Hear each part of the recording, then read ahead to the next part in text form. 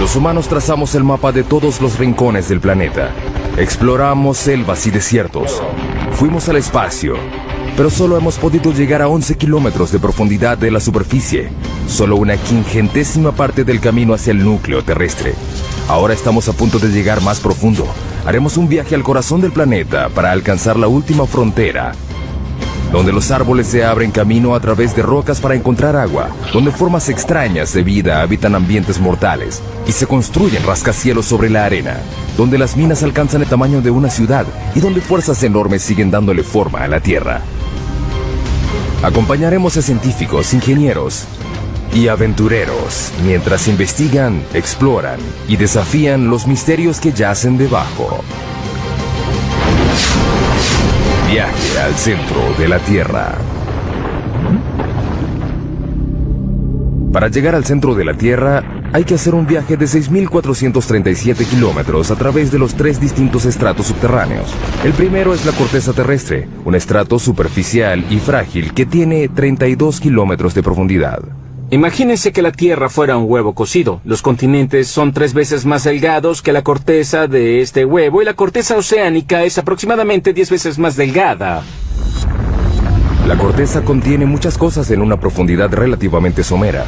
Zonas de carbón, agua, sal, oro, plata y petróleo que se solapan. Lo interesante de vivir en la superficie terrestre es que sembramos las cosas o las extraemos de minas. Muchas de nuestras cosas provienen del subsuelo de diversas maneras. Bajo la corteza yace un estrato más grueso, el manto, un estrato de roca fundida turbulenta de 2.897 kilómetros. Por dentro, el planeta es una región de roca caliente que hierve a temperaturas y presiones que nadie se puede imaginar. A más de 3.871 grados, el manto se agita constantemente y fractura la corteza que está arriba en placas gigantes denominadas placas tectónicas. A diferencia de los otros planetas, las placas le dan forma a la Tierra. Al moverse unos centímetros al año, las placas se incrustan o se separan dando resultados espectaculares. Tenemos volcanes que hacen erupción en la superficie y terremotos, pero logramos sobrevivir en un equilibrio muy delicado. Los volcanes son una fuente increíble de riqueza y de fertilidad. Los volcanes traen nutrientes y materiales frescos a la superficie terrestre. De ahí obtenemos suelos frescos y buenos. De allí provienen nuestros recursos minerales. Ahí se forman. A 2.897 kilómetros bajo el núcleo externo, el hierro fundido es la clave de nuestra supervivencia. Es un campo magnético del ancho de la Tierra que nos protege de la radiación solar. Necesitamos el campo magnético de la Tierra debido a la violencia intensa de nuestro Sol. Finalmente llegamos al núcleo interno, el ambiente natural más mortal de la Tierra. Al llegar al centro de la Tierra, la presión es 3.6 millones de veces mayor a la de la superficie. Es suficiente para reducir este granito a la mitad de su volumen. Nuestro increíble viaje comienza a unos pocos centímetros debajo de nuestros pies. Si peláramos el estrato más superficial de la Tierra, encontraríamos el mundo de los insectos. El de las hormigas es el más amplio. Este podría ser un hormiguero grande. Las hormigas han construido un sinfín de hormigueros debajo de la superficie de cada continente, excepto en la Antártida. Pueden ver las hormigas que salen de la parte superior. Algunas de ellas transportan algo que parece larvas. Las hormigas han estado aquí desde hace 120 millones de años. Precedieron a dinosaurios como el tiranosaurio Rex. Compartieron la Tierra con el estegosaurio y el triceratops. Superan a los humanos en una proporción de 140.000 a 1. No conozco a ningún otro insecto social que se haya extendido tanto. Es una sociedad que se extiende a lo largo de porciones enormes del ambiente terrestre del planeta. Las hormigas son rápidas. Su velocidad es equivalente a la de un humano que corre a 64 kilómetros por hora. Son fuertes. Pueden alzar 20 veces su propio peso. Es como si un hombre adulto alzara un auto. Sin embargo, lo que más hacen es construir hormigueros. Aunque sorprendente, es una tarea vital para los humanos. Los hormigueros ayudan a que el aire y el agua penetren el suelo y lo mantienen fresco y fértil.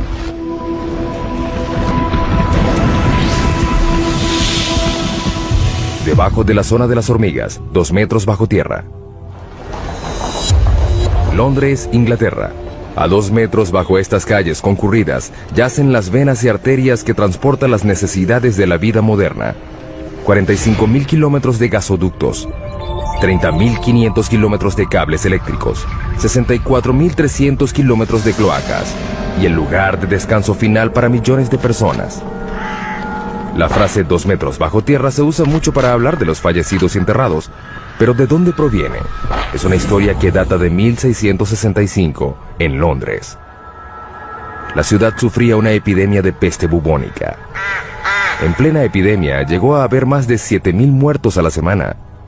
El Lord Alcalde de Londres trató de detener la propagación de la enfermedad y ordenó que se excavaran las tumbas de las víctimas de la plaga al menos 2 metros bajo tierra. Se creía que los muertos infectaban a la gente sana y que al enterrarlos a 2 metros bajo tierra se podía contener la enfermedad. Luego, la gente supo que la plaga era transmitida en realidad por las pulgas que portaban las ratas negras. Finalmente, la epidemia de 1665 causó la muerte de 72.000 personas, 1 de cada 6 londinenses. La ciudad no descansó hasta que el gran incendio de Londres acabó con las ratas el año siguiente. Sin embargo, la tradición de enterrar los muertos a esa profundidad se extendió por todo el mundo.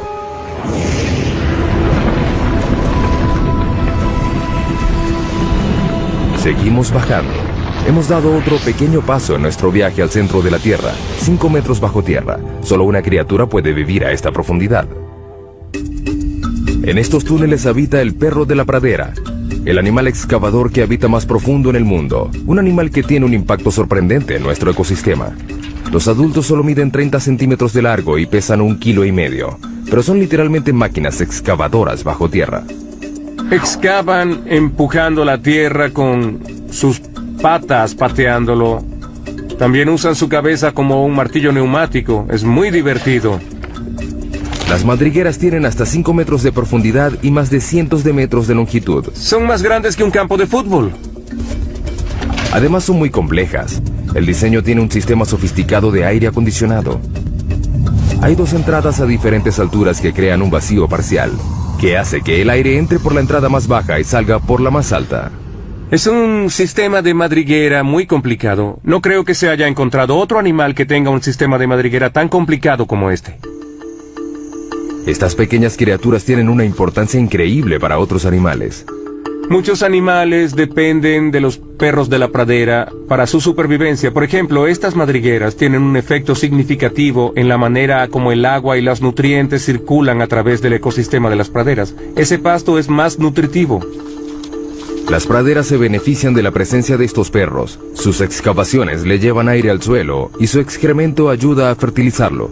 En el siglo XIX había más de 400 millones de perros de la pradera, pero los granjeros los consideraban alimañas y los eliminaban.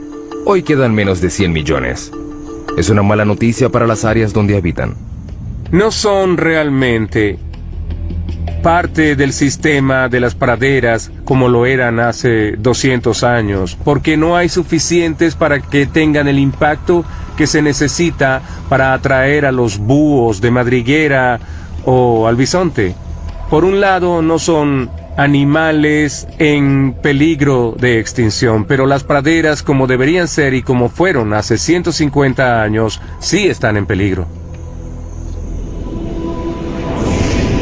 La próxima parada en nuestro viaje es a 15 metros de profundidad. En muchos lugares del mundo desaparecen las formas de vida superiores a esta profundidad. El suelo da paso a la roca. Comenzamos a encontrar carbón. El carbón se formó hace 300 millones de años. Fue un proceso que ocurrió una sola vez. El clima era más caliente y más húmedo que el actual. En las regiones ecuatoriales de la Tierra predominaba un pantano gigante. Los árboles caídos y la vegetación se descomponían en el suelo cenagoso y los sedimentos superiores los comprimieron en rocas. Hoy, el carbón genera 1/3 de la electricidad mundial. Se producen 7 millardos de toneladas al año. Los campos de carbón más grandes del mundo están en China, Rusia y los Estados Unidos. El estado de Pensilvania produce el 1% del suministro mundial. El pueblo de Centralia en Pensilvania una vez tuvo 1500 habitantes. Era una comunidad idílica de un pueblo pequeño. Podrías ir de un lado a otro y conocer a todos. Es un buen estilo de vida. Hoy es un pueblo fantasma por culpa de un accidente inesperado. En 1962 incendiaron a propósito la basura en un relleno sanitario al lado del cementerio del pueblo. Querían limpiar el vertedero del pueblo, incendiaron la basura y el incendio se extendió por una abertura en este laberinto de unas minas profundas de carbón que habían sido abandonadas. El incendio alcanzó una profundidad de 15 metros y se extendió por 2 kilómetros cuadrados. El área de una parte de Manhattan, y aún no se ha acabado. La antracita es el carbón que activa el fuego. Es un combustible lento y rico en carbono. Al ver la orientación del lecho de roca, se puede notar que se hunde de esta manera, creando un valle sinclinal. En la región de Antracita, la mayor parte del carbón se encuentra en el valle. A 649 grados centígrados, el punto de fusión del aluminio, el incendio consumió el suelo y la roca hasta que no quedaron bases.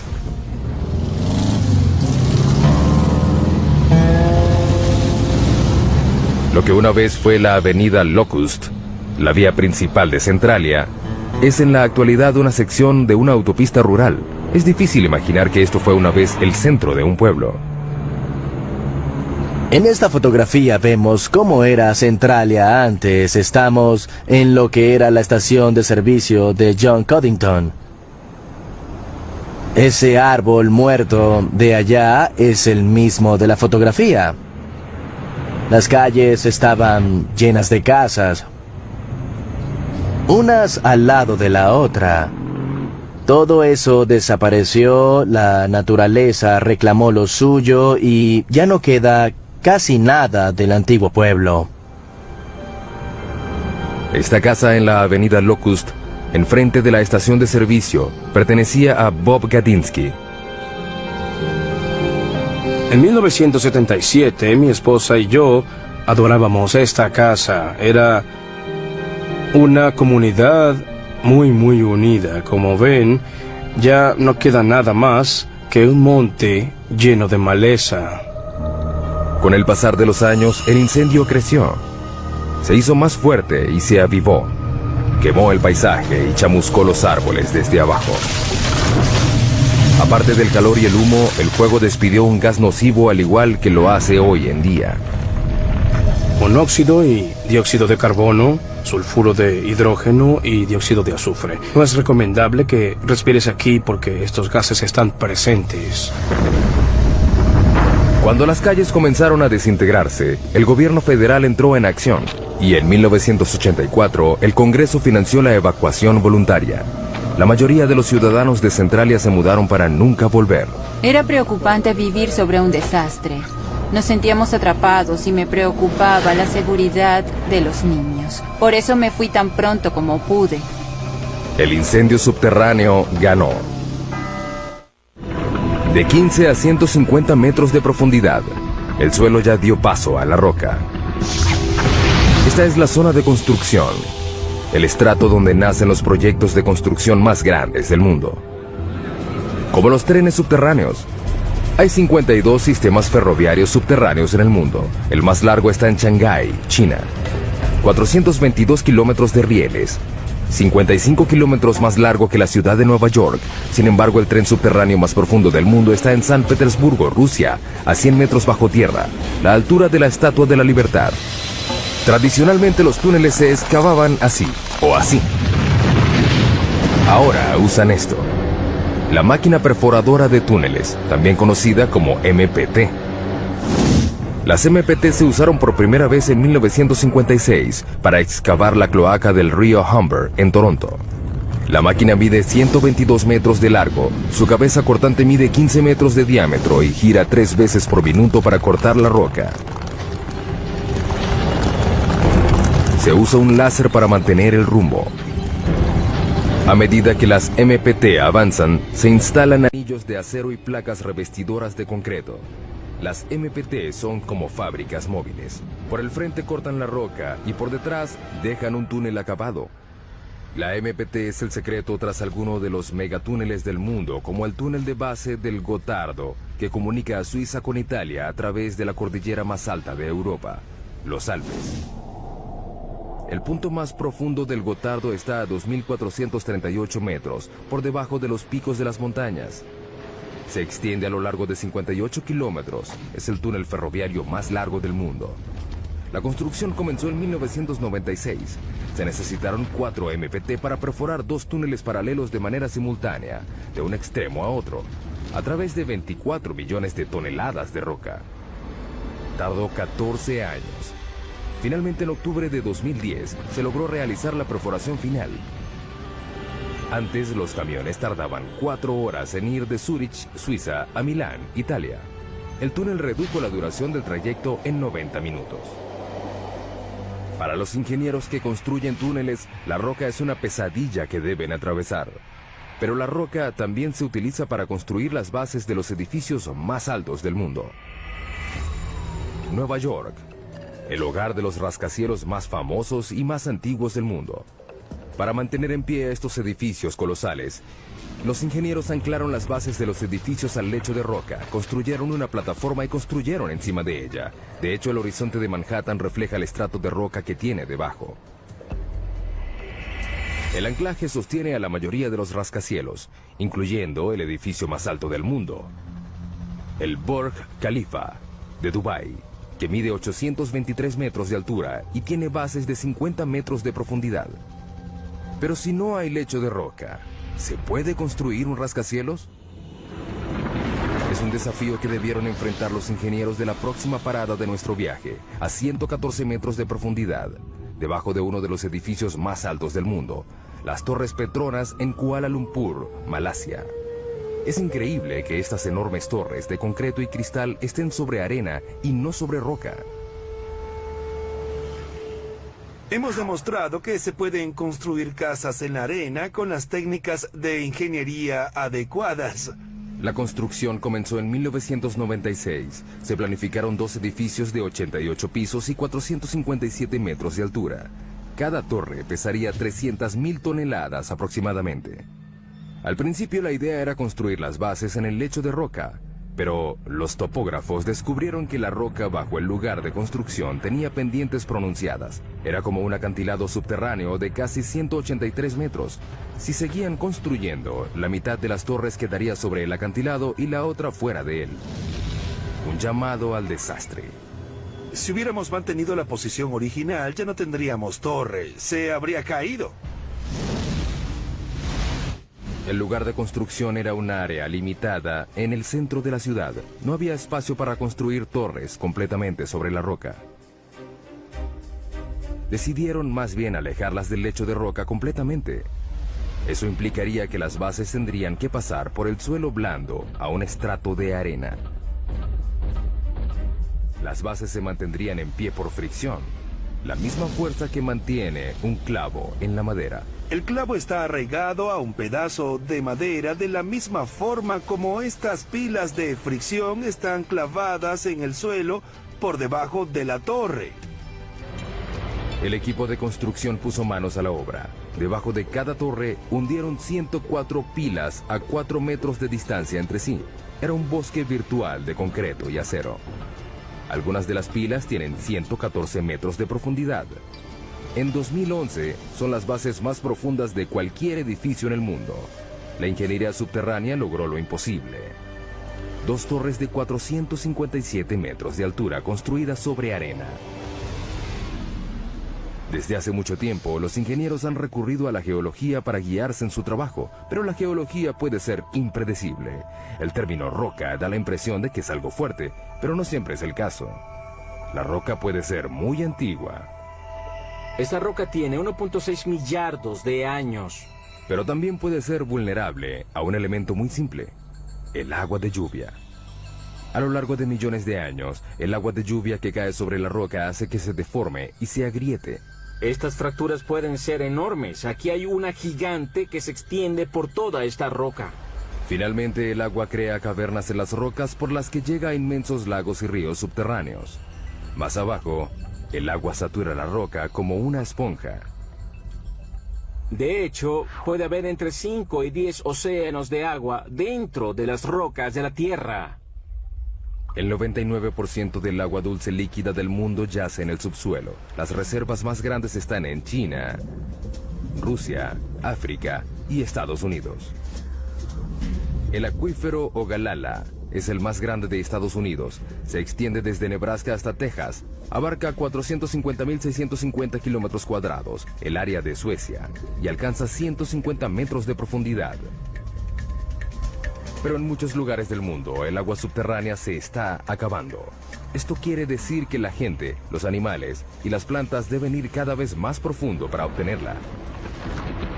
La próxima parada de nuestro viaje es la raíz más profunda de un árbol a 122 metros de profundidad. Mpumalanga, Sudáfrica. En un precipicio ubicado sobre las claves de Eco, hay un pequeño bosque de higueras que tienen 150 años. Estas higueras han superado 2 retos: crecer sobre roca y sin ninguna fuente aparente de agua. Parecen sacados del Señor de los Anillos. Las raíces y las rocas no se mezclan. Los árboles normalmente crecen en suelo fértil. Sin embargo, el clima de este lugar es árido. Durante la mitad del año no llueve. Las higueras necesitan hasta 23 litros de agua diarios para sobrevivir y romperán las rocas para encontrarla. Las raíces de los árboles están programadas genéticamente para saber que hay agua debajo de ellas. La punta de la raíz segrega un lubricante llamado mucílago que suaviza el recorrido de la raíz. A medida que crece, la raíz explora la roca en busca de grietas y puntos débiles. Las higueras dependen de una sola raíz para encontrar agua. Esta llega muy abajo. La pregunta es, ¿qué tan abajo? Nos deslizamos hacia las profundidades de la Tierra. Cuanto más abajo, más duro es el camino. Es increíble lo que hace la madre naturaleza, solo para encontrar agua. Pero la raíz de la higuera es escurridiza. Esperemos encontrar algo más adelante. Finalmente, Burroughs encuentra algo. Oh, al fin. A 37 metros de profundidad vemos la primera señal de una raíz de higuera real. La raíz tarda 70 años en llegar tan profundo. Una vez que encuentra humedad, termina su viaje. La raíz se encuentra en el fondo a 122 metros de profundidad. Estamos viendo la raíz más profunda que conozca el mundo. Está bombeando agua debajo de mi mano mientras nosotros conversamos. La está bombeando hacia la higuera. Hasta la superficie. Hemos pasado por mamíferos subterráneos, túneles hechos por el hombre y las raíces más profundas hasta llegar a la zona mineral. Las rocas están conformadas por minerales. El hombre ha explotado la riqueza mineral de la Tierra por más de 40.000 años. Pero ¿qué hacemos cuando una mina llega al final de su vida útil? Algo completamente inesperado, como lo demuestra nuestra siguiente parada en el descenso al centro de la Tierra. Sala, Suecia, 152 metros de profundidad. En 2006, los suecos convirtieron una antigua mina de plata en una de las habitaciones de hotel más profundas del mundo. Está amoblada en plata con un comedor exclusivo. Sin embargo, el baño más cercano está en la superficie. La temperatura ambiente es de unos fríos 4 grados.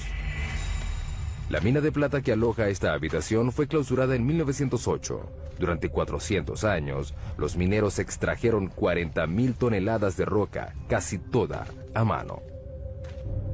En el siglo XIX, esta era la mina más importante de Suecia. Hoy en día, la herencia que dejaron los mineros se puede apreciar en los túneles y cavernas que se extienden en la oscuridad por 20 kilómetros. La idea de la habitación de hotel surgió a partir del interés turístico creciente en la mina. La gente viene para dar un vistazo al pasado. La plata es de hace 4.600 millones de años, es decir, del origen del sistema solar. se formó a partir de partículas minerales despedidas al espacio por estrellas que explotaban. Estas partículas fueron atrapadas por el remolino de polvo de los embriones planetarios. Se fundieron con el agua y el calor subterráneo. Hoy se extraen en Australia, China, Europa y América 20.000 toneladas de plata al año. En Sala, el agua que ayudó a crear la plata una vez sigue ahí. La mitad de la mina está llena de agua. Cuando la mina funcionaba, había bombas para controlar el agua de lluvia que se filtraba. Ya no se hace. Esta sección inundada de la mina contiene unos 5 millones de litros. Suficiente agua para llenar 25.000 bañeras. Marco y Tatia Ranisto reservaron la habitación subterránea para celebrar su 15º aniversario de bodas. La idea fue de Tatia. Quiero darle una gran sorpresa y algo especial. Gracias. El elevador tarda 4 minutos y medio a una velocidad de 60 centímetros por segundo para llegar a la habitación a 152 metros de profundidad. Marco empieza a vacilar. Estoy nervioso. Estaré bajo tierra solo. Bueno, casi solo. Estaré ahí. Los Ranisto llegan a su destino. Oh.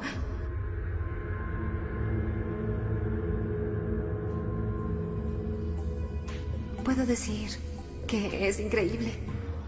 Marco seguía inquieto cuando se sentaron a cenar. Solo me falta el valor para dormir aquí. Al final logra pasar la noche. Una noche inolvidable. El agua subterránea es el agente principal de cambio en el subsuelo. No solo reacciona químicamente con los minerales, sino que también crea minerales como la plata. El agua puede derretir la roca, literalmente. Ciudad de Guatemala, 2010. Un temblor repentino hace que la mampostería se derrumbe. Cuando el polvo se despeja, solo queda un hueco gigante de 30 metros de profundidad y 20 metros de ancho. Desapareció una cuadra completa. La ciudad de Guatemala está construida sobre caliza porosa. El agua subterránea puede disolver la roca y dejar una capa superficial frágil que puede ceder sin ninguna advertencia. Es increíble que el colapso solo ocasionara una muerte.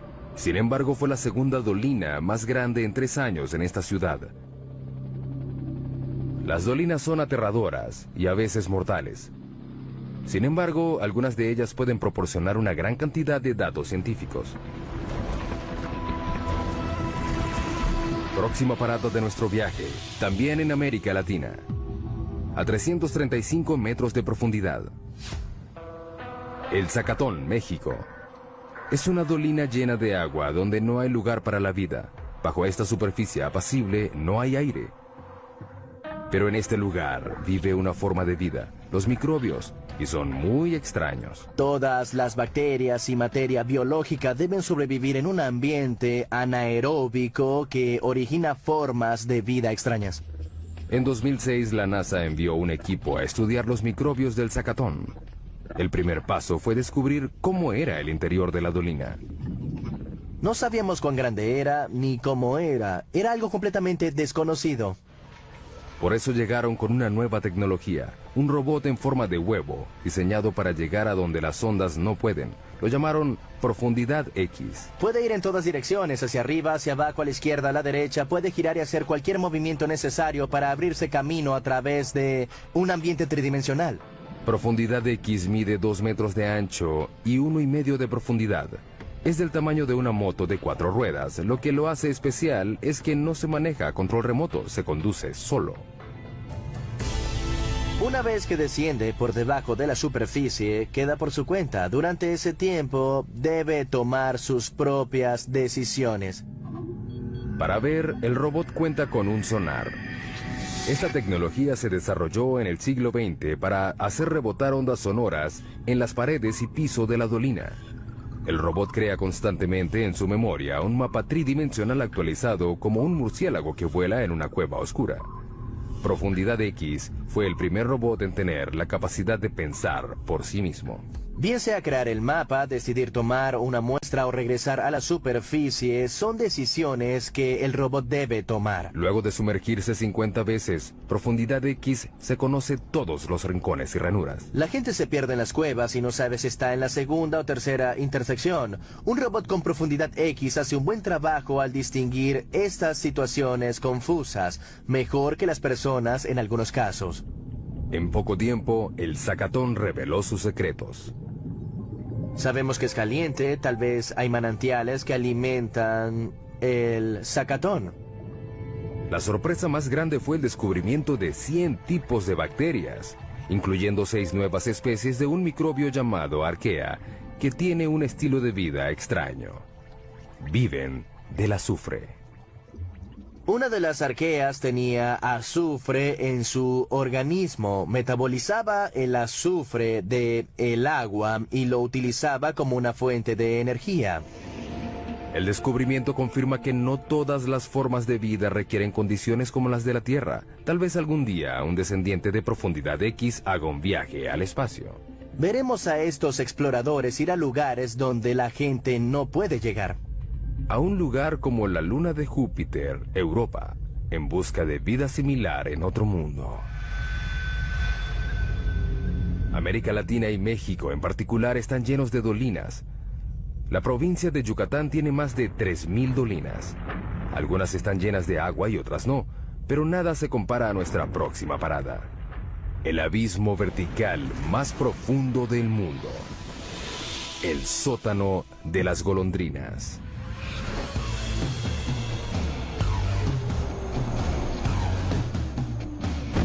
Para cierto tipo de paracaidistas, este lugar representa un reto único. Te paras en el borde, miras hacia abajo y te lanzas. Sientes una corriente de aire.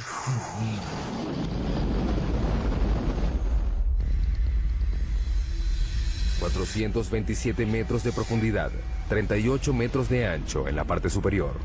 Se extiende a lo largo de 2,5 hectáreas. Este abismo tiene las mismas dimensiones del edificio Empire State. El sótano de las golondrinas recibe este nombre por las aves que anidan a lo largo de las paredes del lugar. Millones de ellas vuelan en espiral al amanecer y regresan al atardecer. Lo que para las aves es fácil, es muy difícil para un paracaidista. Todo depende de la posición y la precisión en el tiempo. Los paracaidistas corren el riesgo de desorientarse en el subsuelo. Cuando saltas al subsuelo, hay paredes que te rodean. Siempre tendrás paredes alrededor. El paracaidista tiene 6,5 segundos para alar el cordón. Si lo hace muy tarde, el paracaídas no tendrá tiempo para desplegarse. La velocidad de caída es de 37 metros por segundo. Caer al suelo a esa velocidad es como chocar contra una pared en un auto que va a 130 kilómetros por hora. ¿Qué hacen a la hora de regresar? Nos enganchamos a una cuerda de extracción que está atada a un cabrestante. Podemos sacar a 2 paracaidistas en 10 minutos y repetimos el proceso. Seguimos descendiendo al centro de la Tierra y ahora buscamos minerales. Nuestra próxima parada es la mina de sal más grande del mundo que está en Ontario, Canadá. La mina de Sifto, ubicada a 549 metros de profundidad. La sal es un tipo de roca compuesta de sodio y cloro. Es lo que queda de los océanos antiguos que cubrieron una vez la Tierra y se evaporaron a raíz del cambio climático. Un adulto promedio necesita consumir una cucharada de sal al día para evitar enfermedades, caer en coma e incluso evitar la muerte. Por eso no nos debe sorprender que las primeras minas de sal se abrieron hace 14.000 años en lo que hoy en día es Austria. Los mineros extraen 260 millones de toneladas de sal al año en todo el mundo. Los yacimientos más grandes de sal están en China, Rusia y Canadá. La mina de Sifto fue abierta en 1959. Está ubicada a 500 metros por debajo del pueblo de Goderich, Ontario, y se extiende por debajo del lago Huron. La mayoría de las minas consisten en túneles pequeños sostenidos por vigas y pilares llamados puntales. Sifto es más bien una ciudad subterránea. Sus cavernas se extienden por 8 kilómetros cuadrados. Es decir, un área del tamaño del centro de Manhattan. Tiene incluso sus propias tiendas y oficinas. Donde el techo comienza a hacerse más bajo, los mineros saben que se acercan al lugar donde estas sierras eléctricas gigantes trabajan. Abrimos túneles de 4 metros de alto y 18 de ancho. Las hojas de 3 metros de largo cortan la roca. Las hojas de sierra giran 1500 veces por minuto. El aire está lleno de polvo. El ruido es abrumador y está a punto de empeorar. Perforamos y explotamos las cabeceras de mina de 18 metros de ancho y 18 metros de alto. Son cuevas enormes.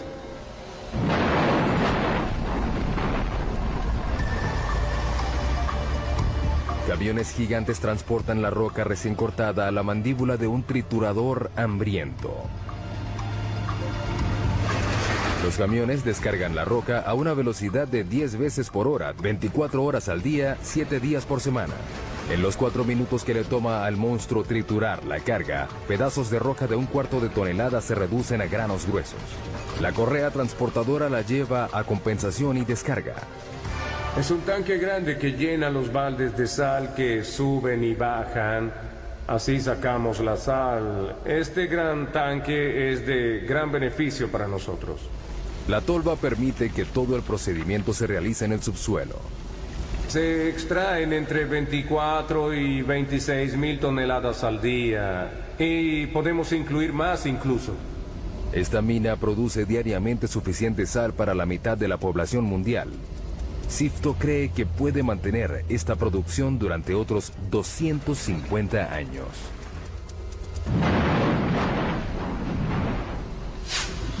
Ahora iremos 183 metros por debajo de la mina de Sifto, a otra mina de sal, en Sondershausen, Alemania.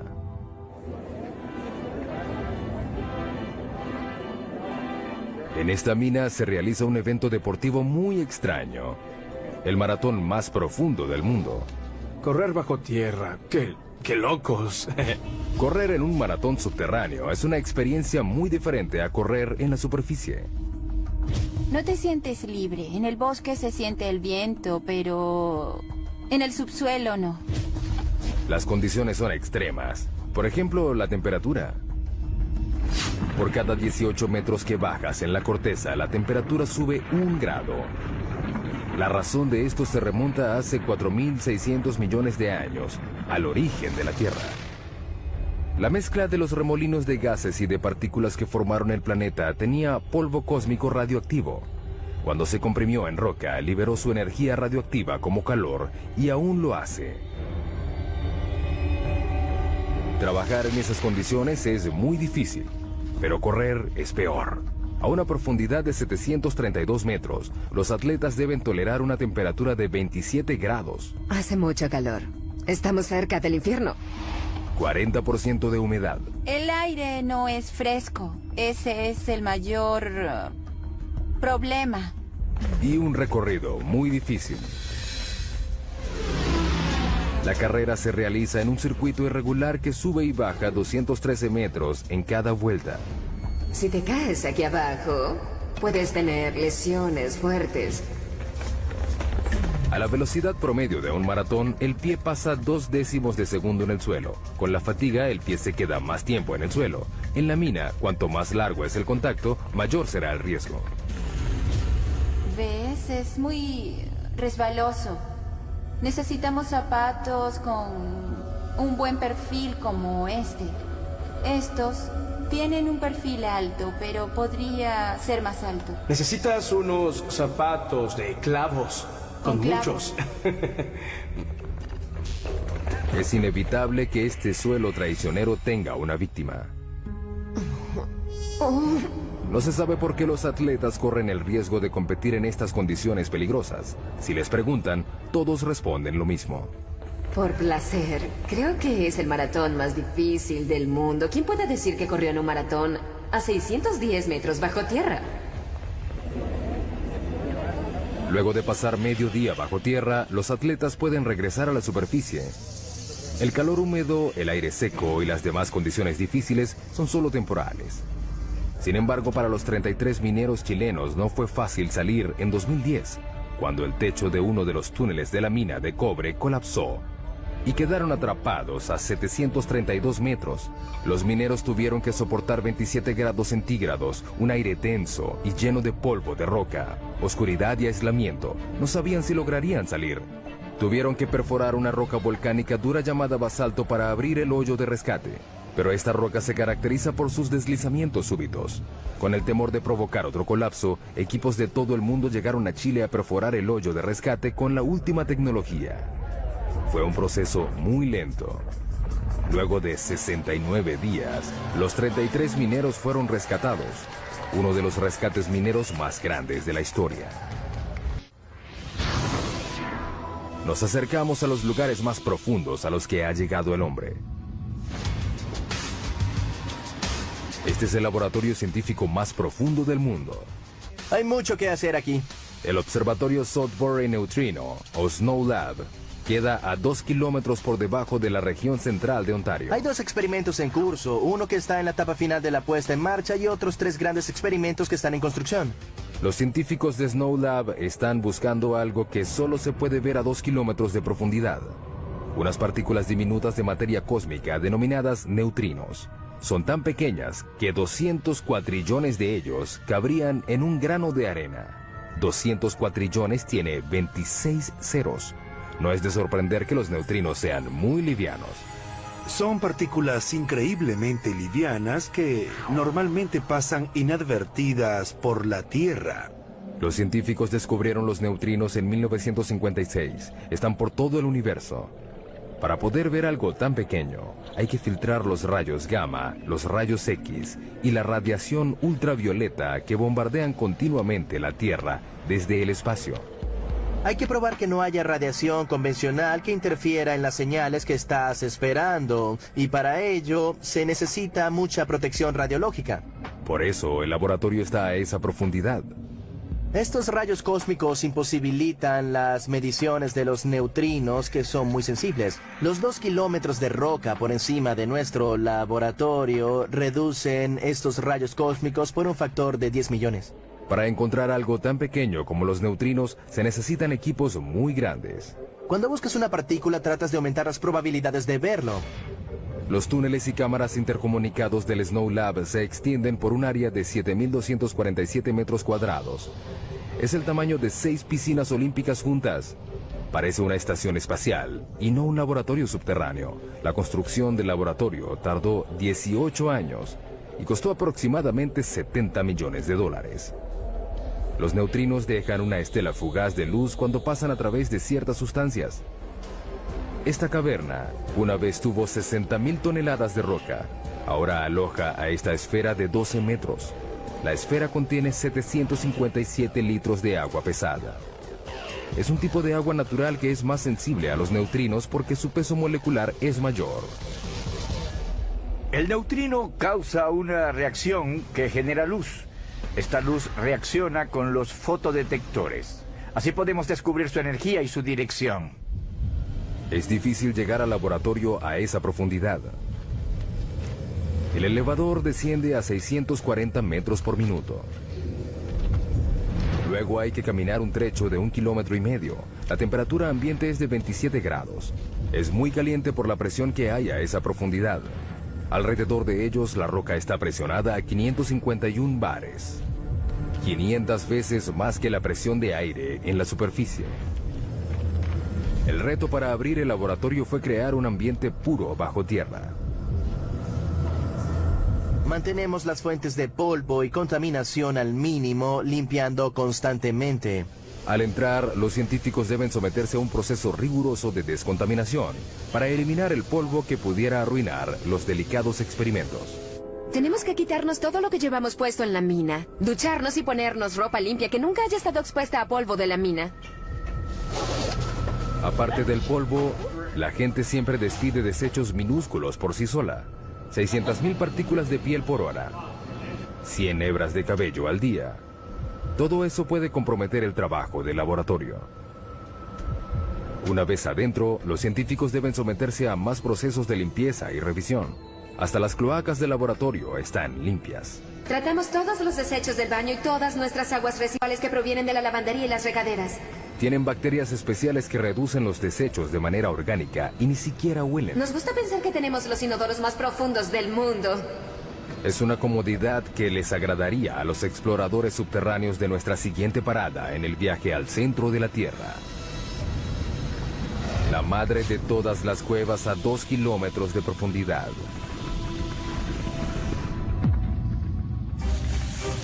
Estos exploradores de cuevas polacos esperan llegar más profundo de lo que haya llegado cualquier otro. Están entrenando para descender a J2, una parte del sistema de cuevas de Cheve, en México. Buscamos la cueva más profunda del mundo. La erosión del agua de lluvia creó J2. El descenso implica grietas, caídas verticales y cámaras inundadas. Pasar por este camino subterráneo no será fácil. Tenemos que entrenar constantemente para poder lograrlo. El descenso de 2,5 kilómetros es tan profundo como la altura del monte Santa Elena. Los exploradores de cuevas van equipados como alpinistas subterráneos, con arneses, cuerdas, ganchos y cascos. Las condiciones de la cueva Kasprowa, Nisia, en Polonia, son similares a las de J2, pero no tan profunda. A medida que el equipo desciende, el pulso aumenta a 140 latidos por minuto. Los exploradores queman unas increíbles 6,000 calorías diarias, el doble de lo normal.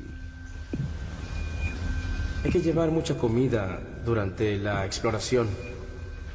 En la expedición real, cada explorador llevará más de 27 kilogramos de comida a un campamento base casi a la mitad del camino. Aunque es muy agotador llevar toda esa carga de comida a menos de 1 kilómetro, es vital. Simplemente se necesita llenar el estómago. Así es. A los exploradores de cuevas les encanta estar bajo tierra. Cuanto más angosta y pequeña sea la cueva, mejor. Para mí es como estar en un parque, jugando con mis amigos.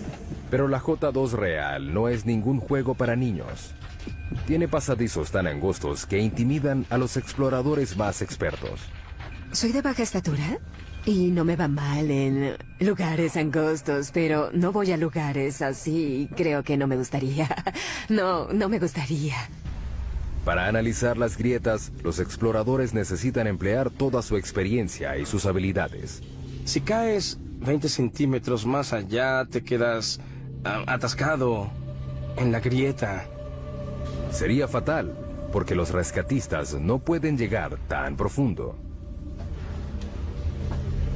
El descenso continúa. Los exploradores siguen adelante. Vas a lo profundo. A medida que vas descendiendo, debes olvidarte de salir. Debes seguir adelante. El mayor reto de J2 es el agua. La cueva desciende a través de una serie de cámaras inundadas llamadas sumideros. Pasas 3 días gateando, saltando, escalando y descendiendo para llegar al pasadizo inundado de agua que debes atravesar con los equipos de buceo. Que comience el juego. Si llueve mientras están bajo tierra, el equipo corre el riesgo de quedar atrapado. En la última expedición a J2, 2 equipos quedaron atrapados en la cueva. Mientras el entrenamiento avanza, los exploradores ansían el regreso a México. Éramos un equipo de 6 personas, descubrimos la entrada de la cueva y sentimos que es nuestra. A esta profundidad hay agua y aire, pero no hay sol. Por eso, los exploradores de cuevas casi no encuentran seres vivos. Para buscar pistas sobre el origen de la vida en la Tierra, los científicos deben llegar más abajo, al fondo del mar. Por todo el fondo del mar hay agua que transporta vida microbiana. Cerca de la costa de Vancouver, Columbia Británica, el sumergible Alvin entra al agua. Para nosotros estos estudios son como las misiones Apolo. Alvin es un mini submarino de aguas profundas de 16 toneladas y 7 metros de largo. Lleva una tripulación de 3 personas a 2,5 kilómetros de profundidad, en busca de microbios producidos en el interior de la Tierra. En la superficie no hay nada similar a los microbios. No podemos reconocer al menos el 75% del contenido genético de este tipo de vida. Eso es lo que Alvin busca. Agua caliente que sale de los respiraderos que vienen debajo del lecho marino y es rica en microbios. Estamos empezando a entender que están allí, pero no sabemos exactamente cómo. Los respiraderos pueden alcanzar temperaturas de hasta 400 grados. Son producidos por el movimiento de las placas tectónicas. La costa de Vancouver está sobre la placa Juan de Fuca, una de las más de 12 placas que están en movimiento constante. Cuando los bordes de las placas se separan, crean fisuras grandes en el lecho marino. A través de ellas, el agua es succionada, calentada en el subsuelo y despedida de nuevo al océano en un ciclo continuo. Esta agua porta consigo los microbios. El equipo de Edwards no tiene idea de cuán lejos llega esta vida dentro de la corteza. Eso es lo más impresionante. No sabemos dónde acaba la vida. Para descubrirlo, insertarán sensores conocidos como corchos en una sección de 3.237 kilómetros cuadrados del lecho marino, un área del doble del tamaño de la ciudad de Los Ángeles. Los corchos de 2,5 metros están equipados con monitores de temperatura y de presión.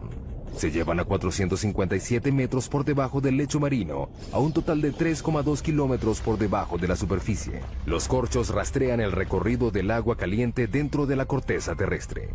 Tenemos que entender realmente cómo fluye el agua y qué tipo de microbios hay allá abajo. Sigan el agua, ahí estarán los microbios. La riqueza mineral de la Tierra es el motor de la mayor parte de la economía mundial. Cuanto más raro sea el mineral, más profundo llegarán los mineros para obtenerlo. Tautona, Sudáfrica. Para llegar a la mina más profunda del planeta, los mineros deben viajar por 3,8 kilómetros durante 1 hora a una velocidad de 16 metros por segundo. Están buscando oro. Está compuesto de polvo cósmico al igual que la plata, pero es más extraño. Se han explotado menos de 200,000 toneladas de oro desde los primeros registros históricos. Tautona produce 12,5 toneladas al año, lo que representa la mitad de la oferta del oro actual. Al abrirse el elevador, una ola de calor recibe a los mineros. A esta profundidad, la temperatura ambiente es de unos achicharrantes 54 grados. Hace más calor que en el Valle de la Muerte en verano. La mina tiene un enorme sistema de aire acondicionado que disminuye la temperatura hasta 28 grados. Sigue siendo caliente, pero al menos tolerable. Mientras los 5.600 mineros que trabajan aquí sudan en las galerías y túneles de la mina, deben estar atentos al techo. A esta profundidad, cualquier temblor puede desatar un mini terremoto subterráneo. Las rocas que caen a partir de este dejan algunos muertos cada año. La siguiente parada de nuestro viaje es 3 veces más profunda que la mina de Tautona. Es el lugar más profundo que ha alcanzado el hombre alguna vez. En el oeste del Pacífico, a 11,2 kilómetros de profundidad, yace el abismo Challenger. Es un corte profundo del lecho marino de 69 kilómetros de ancho que se extiende por 2.543 kilómetros, la distancia entre Nueva York y San Antonio, Texas. El peligro en este abismo no es el calor ni los temblores, es la presión. El 23 de enero de 1960, el oceanógrafo suizo Jean Piccard y el comandante de la Armada estadounidense Don Walsh emprendieron un viaje en una nave submarina única que los llevó a ser los primeros y únicos humanos que hasta ahora han visto el verdadero fondo del mar. Don Walsh revive el viaje. Es el único sumergible que ha llegado al abismo Challenger y nadie ha regresado allí en casi 50 años. Por una buena razón. La presión a 11 kilómetros de profundidad es de 1.103 bares. Imagínense un dedo cargando el peso de 48 aviones Boeing 747.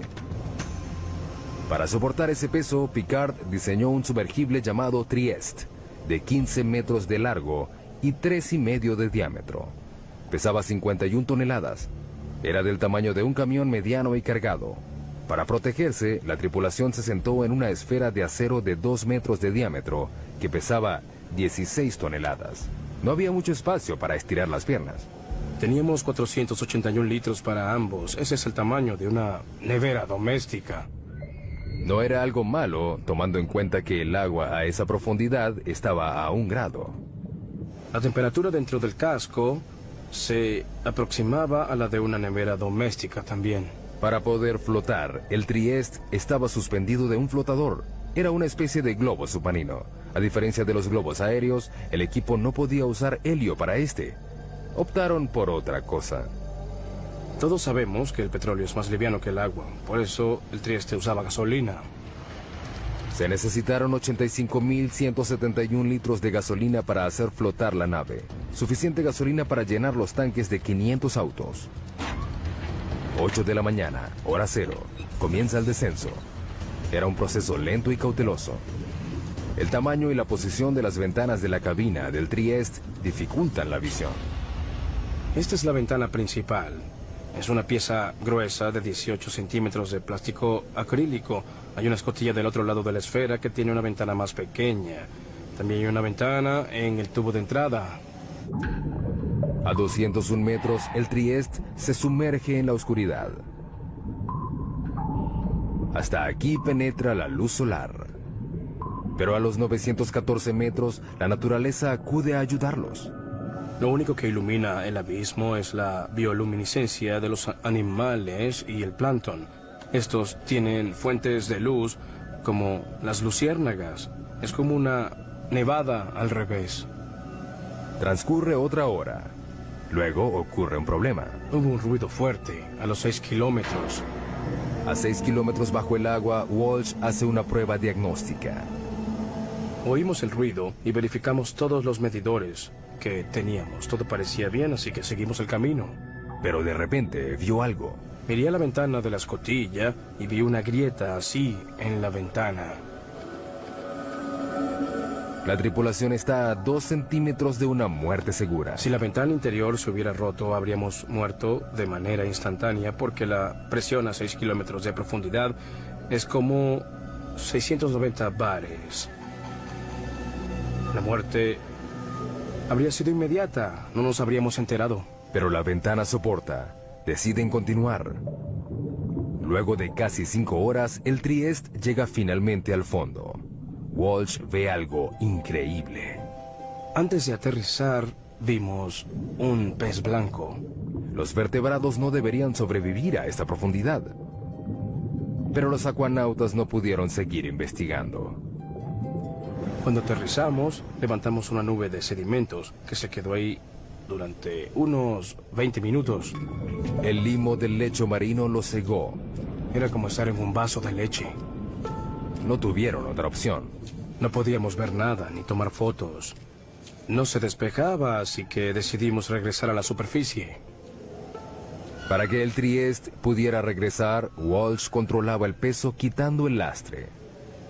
Teníamos 2 tinas de lastre llenos de bolas de acero. Al fondo de la tina había un electroimán. Las esferas seguían en la tina cuando el imán estaba encendido. Al quitarles la electricidad, salían. Con el movimiento de un interruptor, el Trieste inició su ascenso a la superficie y a la historia. 11,2 kilómetros es el límite de la exploración humana. Estamos a 1/3 de nuestro viaje a través de la corteza terrestre.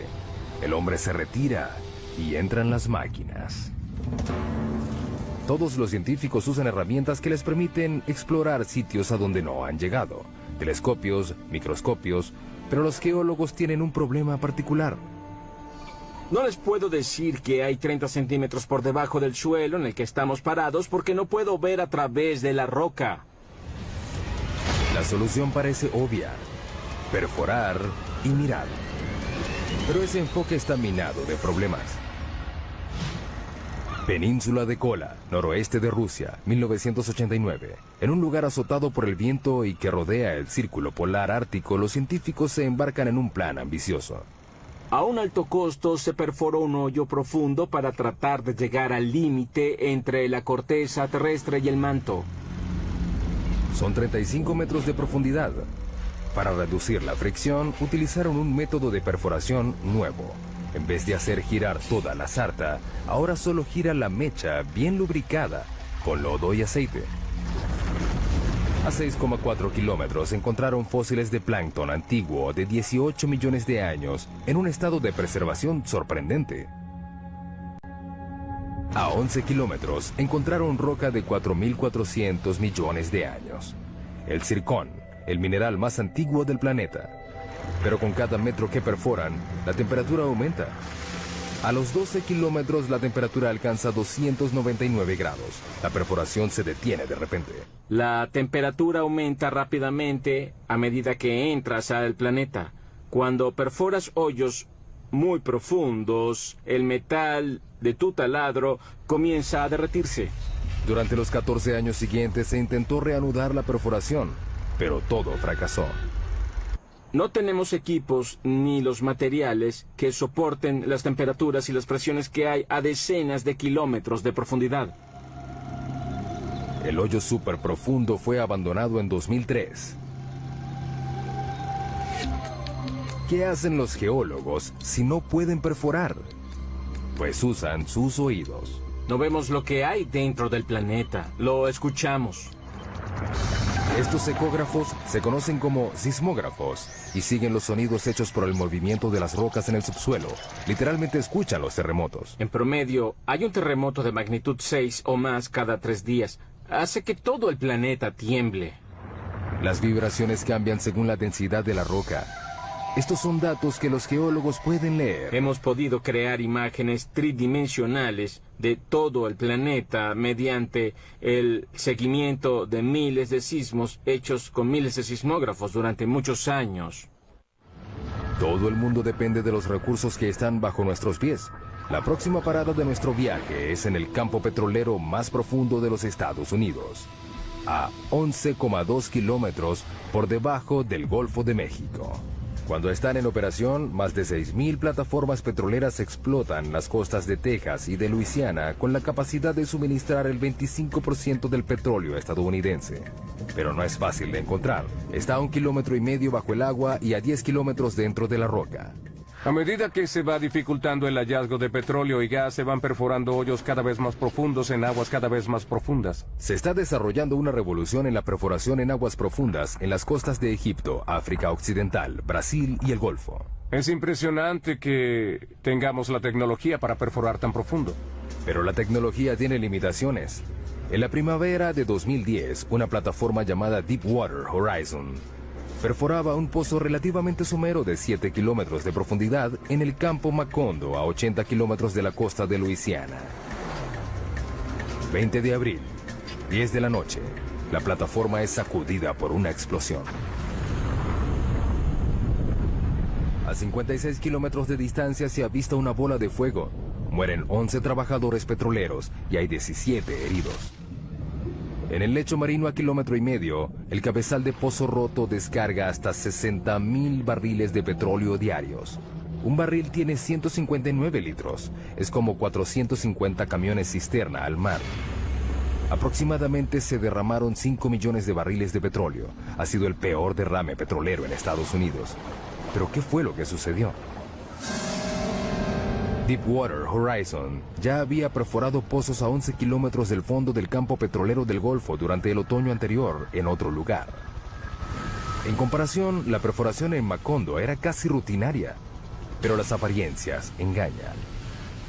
El Golfo es uno de los lugares más difíciles de perforar. La plataforma continental, en 1,5 kilómetros, se transforma de manera abrupta en una serie de arrecifes pronunciados, valles con cañones y volcanes de lodo de hasta 152 metros de altura. La geología es muy complicada. El petróleo debajo de este lecho marino accidentado se extiende por una grieta de roca de 35 millones de años y 244 metros de grosor.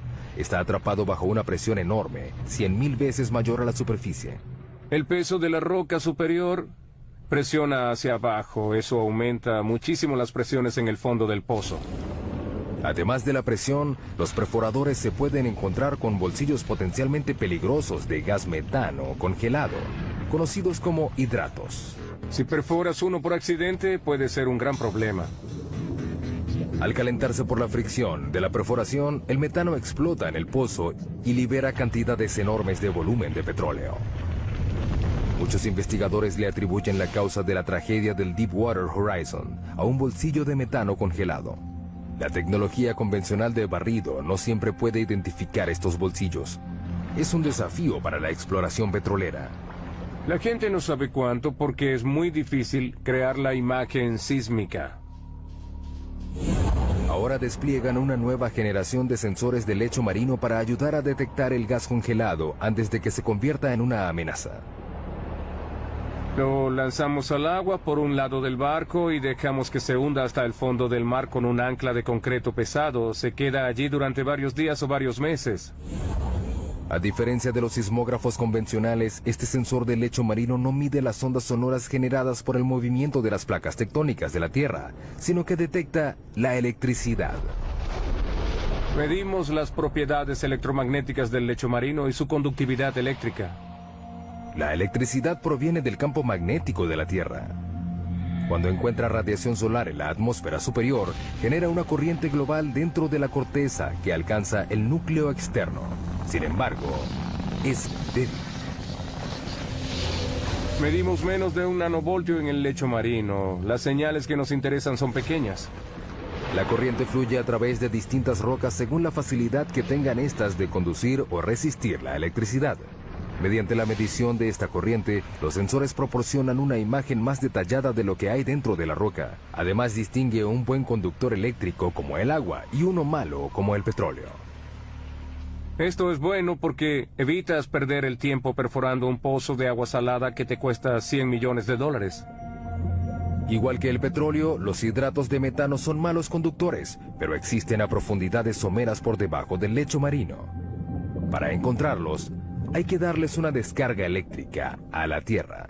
Eso es lo que este instrumento que tengo delante trata de hacer. Lo llaman SUESI, las siglas en inglés de Instrumento Submarino de Fuente Eléctrica Scripps. Utiliza un suministro de 2000 voltios con una corriente de hasta 500 amperios, un mini rayo que es 5 millones de veces más fuerte que el que se necesita para matar a un ser humano. Lo llevamos muy cerca del lecho marino a través de un cable por la parte de atrás de nuestro barco de investigación. Lo alimentamos con electricidad y genera una corriente eléctrica que se inyecta en el agua por una antena. Luego miden lo que reciben de vuelta. Una lectura somera que muestra que la roca es resistente a la electricidad. Quiere decir que contiene un bolsillo de hidratos. El tiempo dirá si el barrido electromagnético ayudará a reducir el riesgo de reventones en el mundo de los campos petroleros profundos. Mientras tanto, la técnica tiene muchos otros usos entre los geocientíficos. Es como poder ver dentro de un plato de sopa hirviendo y saber a dónde va todo. Y revela muchas cosas sobre el movimiento de rocas en el interior profundo de la Tierra. Con las imágenes de alta resolución de estos sismogramas, podemos detectar los detalles de lo que sucede dentro del planeta. Algo inimaginable hace 10 o 20 años. Estamos casi a la mitad de nuestro recorrido a la corteza. Casi 5 kilómetros más profundo que cualquier humano haya llegado. No es un lugar amigable. Aquí la roca está a 482 grados, suficiente para derretir el vidrio. La presión es 1517 bares y estamos buscando terremotos. En todo el planeta, las placas tectónicas se incrustan y se pandean en un movimiento lento y continuo a un promedio de 2,5 centímetros al año. La misma velocidad a la que crecen nuestras uñas. Sin embargo, ese movimiento puede ser devastador en la superficie. Enero 2010, Puerto Príncipe, Haití. Un terremoto de magnitud 7 sacude la ciudad. El sismo principal dura solo 10 segundos, pero las réplicas continuaron por 2 semanas. Después de esas 2 semanas, hay 230,000 muertos, casi 300,000 edificios destruidos y 2 millones de personas quedaron sin hogar. Es el cuarto terremoto más devastador de la historia. Los terremotos tienen un potencial de ser los desastres naturales más catastróficos. En Haití, la falla que causó este desastre solo tenía 64 kilómetros de largo y se movió solo 2 metros. Pero los temblores desataron fuerzas inimaginables. Hay mucha energía almacenada en la Tierra y sube a la superficie en forma de onda. El sismo movió la Tierra como una sábana en ondas de hasta 4 metros de alto. Cuando golpea la superficie, la onda se concentra allí, se refleja y regresa. Puede tener el doble de intensidad de la onda de ese lugar. Estamos en el Centro de Investigación de Ingeniería Sísmica de la Universidad de California en Berkeley. Los científicos de este centro se ganan la vida rompiendo cosas. Estos son algunos de los modelos probados de las columnas esquineras. Pueden ver que están muy dañados. Estas pilas de escombros son los restos de pruebas de laboratorio, el fruto del trabajo científico que ha hecho posible la creación de edificios antisísmicos perfectos. Los científicos ya aprendieron la lección.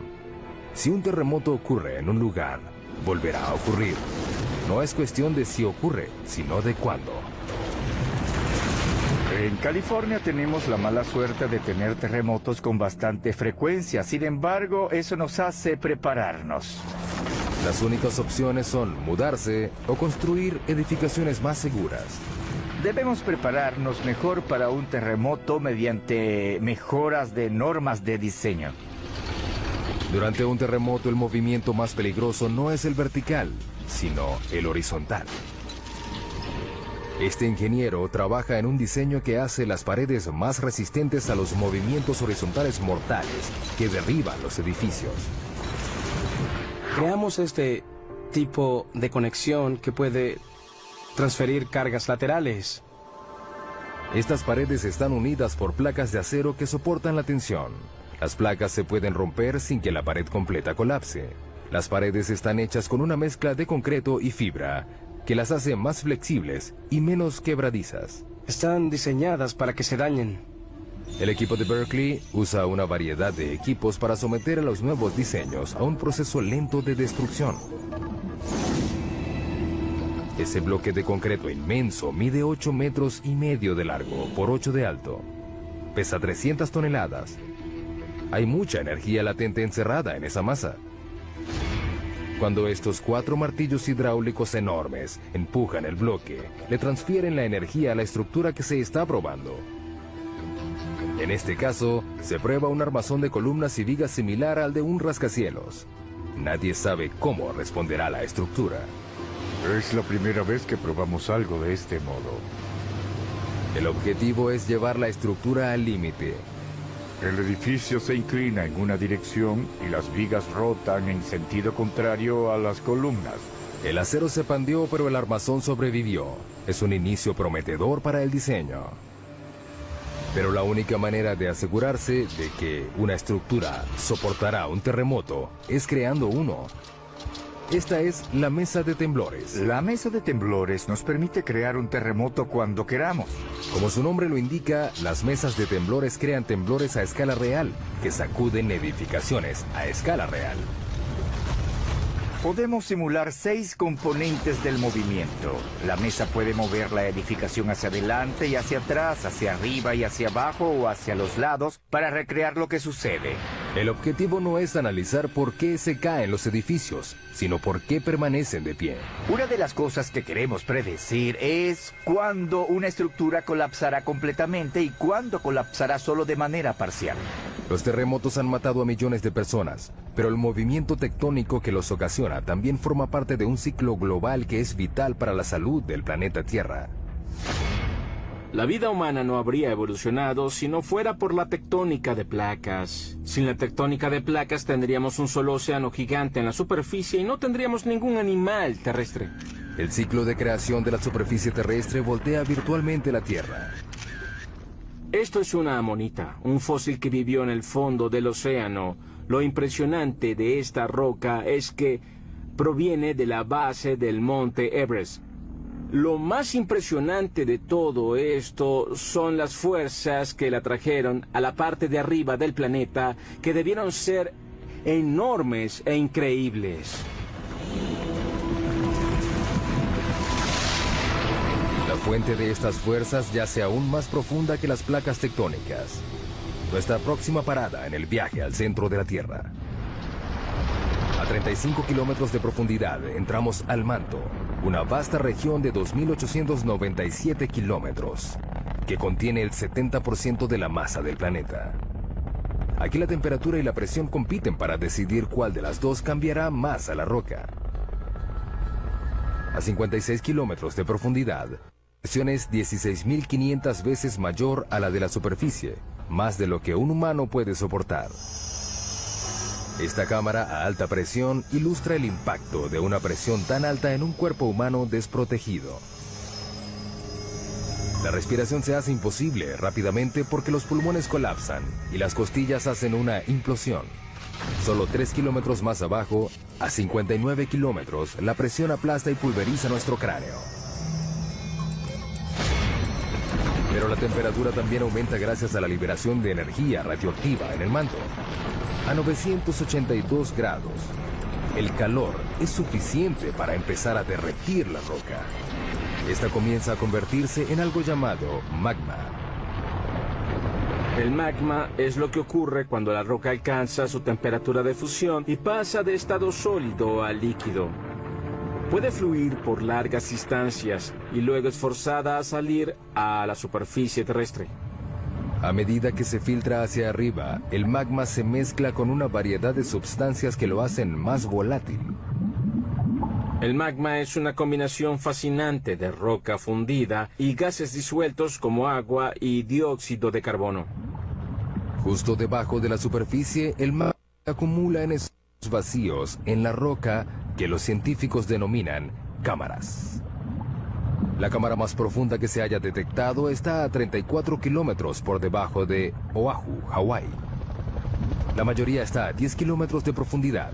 Las cámaras se llenan lentamente de magma. A medida que aumenta la presión bajo tierra, el magma es forzado a salir hacia la superficie. Con el tiempo llegan al punto de explosión y causan las erupciones volcánicas. Una de las imágenes más potentes del interior de la Tierra es esos lugares donde el interior se vuelve superficie, como en los volcanes.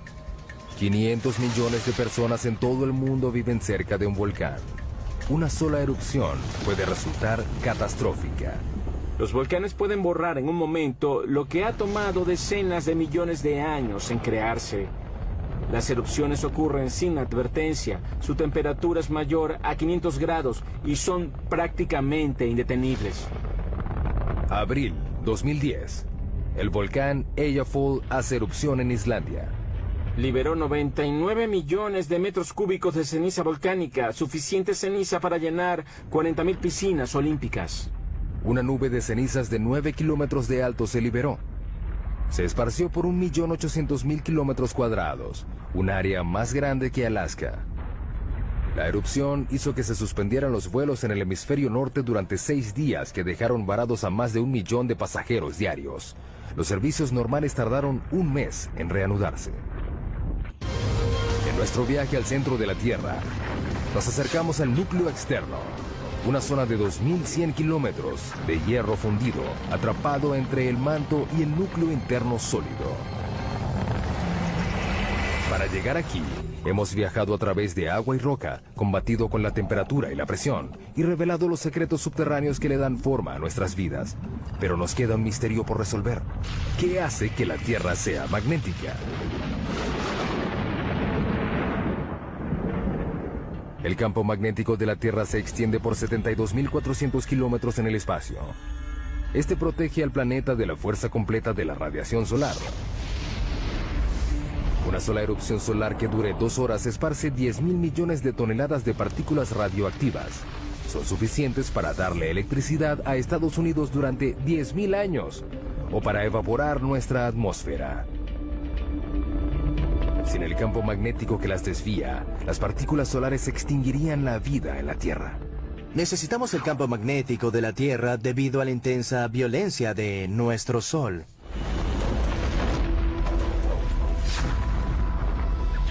El campo se origina en el núcleo externo rico en hierro. Nuestra próxima parada a 2.897 kilómetros de profundidad. Aquí la temperatura es de 4.427 grados, suficiente para superar la presión rígida y fundir el hierro. A medida que se mueve, el hierro fluyente genera electricidad. Los científicos denominan esto como el efecto dínamo. El efecto dínamo consiste en generar campos magnéticos a partir del movimiento. Pero uno de los grandes misterios es cómo los movimientos del hierro fundido que está bajo la superficie genera un campo magnético. No sabemos cómo la turbulencia del metal líquido origina un dínamo. Es un movimiento de convención turbulento y desordenado. Esta esfera gigante puede darnos algunas respuestas. Es un modelo mecánico de la Tierra. Es parte de un experimento de la Universidad de Maryland que busca descubrir por qué la Tierra es magnética. La esfera tiene 7 metros de ancho, pesa 23 toneladas y rota a una velocidad máxima de 130 kilómetros por hora. Tratamos de obtener velocidades tan altas como sea práctico, para así intentar simular las condiciones del planeta. El núcleo externo está hecho del mismo material de la esfera, el hierro, un buen conductor eléctrico. El núcleo interno ya es magnético, pero es débil. Nadie sabe exactamente por qué, pero al igual que un dínamo gigante, la corriente que se mueve a su alrededor crea un campo magnético. Por supuesto, Lathrop no puede reproducir las condiciones reales del núcleo externo. No podemos ir al núcleo, por eso no podemos ver directamente qué sucede. Pero cree que puede aproximarse. Debe llenar la esfera de 3.220 metros cúbicos de un líquido. Hasta ahora solo ha usado agua, pero ha planificado usar sodio líquido hirviendo. El sodio es inflamable, debemos manejar los riesgos de incendio con cuidado. Pero es lo único aparte del hierro fundido que puede hacer el trabajo. El sodio tiene la ventaja de que se derrite a una temperatura relativamente baja y es un excelente conductor comparado con el hierro líquido. La esfera es el último de una serie de experimentos. Comenzamos construyendo experimentos del tamaño de la mano, que luego pasaron al tamaño de una pelota de básquetbol y luego del tamaño de, no sé, una pelota de medicina. Es el más grande hasta ahora, pero al igual que el campo magnético de la Tierra, nadie sabe cómo funcionará el experimento. Ninguno de los experimentos previos generaban su propio campo magnético. Ahora tenemos todos los ingredientes que se necesitan para un dinamo.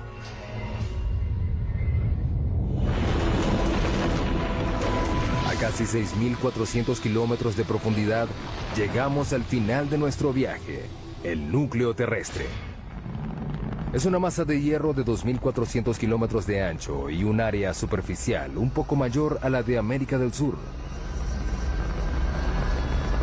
La temperatura de este lugar no es tan caliente como la de la superficie solar, pero el peso de todo el planeta presionándolo hace que el hierro permanezca rígido. La presión es muy intensa, es 3,5 millones de veces más que la presión de la superficie. La misma convección que ayuda a generar el magnetismo también empuja el calor hacia la superficie, enfriando el núcleo en el proceso. A medida que la temperatura cae, el núcleo se solidifica lentamente. Un día no habrá suficiente roca fundida para crear un campo magnético. Pero el sol se apagará y destruirá la Tierra antes de que ese día llegue. Mientras tanto, el calor del núcleo ayuda a crear la lenta rotación del manto que renueva la superficie. Alimenta la química de nuestra riqueza mineral y genera el campo magnético que nos protege de un universo hostil. Las probabilidades de encontrar otro planeta como la Tierra son muy pocas. Hemos llegado al final de nuestro viaje a casi 6.400 kilómetros de profundidad. Vimos túneles que atraviesan montañas y minas del tamaño de una ciudad. Pasamos por incendios e inundaciones. Soportamos terremotos, volcanes y presiones que trituran nuestros huesos. Finalmente descubrimos el secreto más profundo de la Tierra, que lo que ocurre debajo es lo que realmente la mantiene viva.